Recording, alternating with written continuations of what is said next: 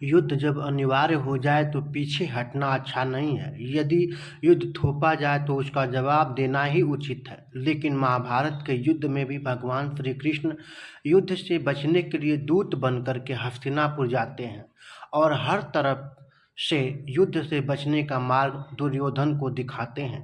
लेकिन दुर्योधन जब बात नहीं समझता है तो युद्ध होता है और अंत में उसका सर्वनाश होता है। इस तरीके से आज जिस तरह से पाकिस्तान भारत पर आतंकवादी आक्रमण किया है, उसका जवाब ऑपरेशन सिंदूर के द्वारा मिल भी गया है। आतंकवाद के खिलाफ बार बार समझाने पर भी वह नहीं मानता है और आतंकवादी गतिविधियों को बढ़ाता है। पर साथ में इस बात पर भी ध्यान रखना है कि युद्ध शब्द ही बहुत भयावह है। एक तरफ यह विनाश का पर्याय है तो दूसरी तरफ कई बार इसे वीरता और बलिदान की गाथा के रूप में भी पेश किया जाता है। यही है युद्ध का महिमा मंडन, एक ऐसी प्रक्रिया जहां युद्ध की भयावहता को दरकिनार कर उसके रोमांचकारी और देशभक्तिपूर्ण पहलुओं को ही उछाला जाता है। यह एक ऐसा मोहपाश है जो युद्ध के वास्तविक स्वरूप को छिपा देता है। फिल्मों में हम कितनी बार सैनिकों की बहादुरी देखते हैं, लेकिन उनकी आंखों में बसे डर, उनके जख्मों की पीड़ा या युद्ध के बाद उनके जीवन में आए बदलाव, ये सब अक्सर ओझल हो जाते हैं। कहानी सिर्फ जीत और वीरता पर ही केंद्रित होती है, मानो युद्ध एक रोमांचक खेल हो जाता है। इसी तरह राजनीतिक भाषणों में भी युद्ध को अक्सर देशभक्ति की आड़ में पेश किया जाता है, जैसे कोई महान कार्य हो जिसमें बलिदान अनिवार्य हो जाता है। पर क्या इन भाषणों में युद्ध के पीड़ितों की आवाज़ गूंजती है? शायद नहीं। इतिहास की किताबें भी इसी दुष्चक्र से अछूती नहीं हैं।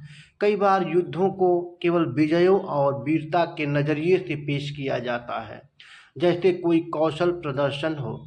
युद्ध के नकारात्मक परिणाम, लाखों मृतकों की संख्या, समाज पर पड़ा गहरा प्रभाव और पीढ़ी दर पीढ़ी चले आ रहे मनोवैज्ञानिक जख्म, इन सब का जिक्र बहुत कम होता है।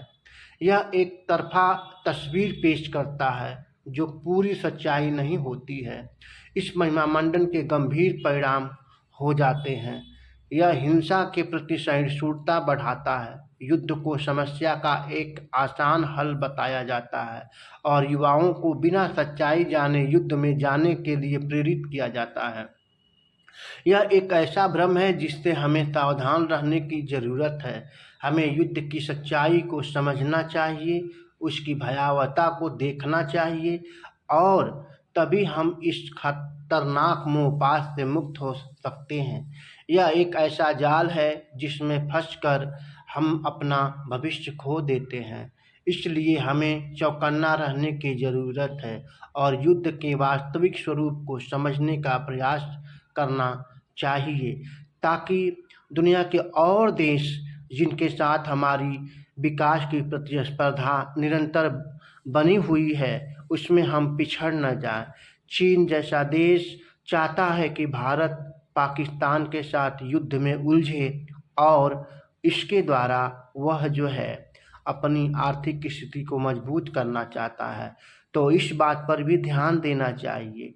दूसरे तरफ पाकिस्तान ने जिस तरीके से केवल सस्ते एवं खाली हथियार रहित ड्रोन विमान भेज करके हमारे देश की मिसाइलों को नुकसान पहुंचाया और यह उसकी एक रणनीति थी, और तो ऐसे उसके चाल पर भी ध्यान देने की आवश्यकता है और सूझबूझ के साथ युद्ध को जो है एक सीमा तक ले जाने और उसे सकारात्मक रूप देने की आवश्यकता है।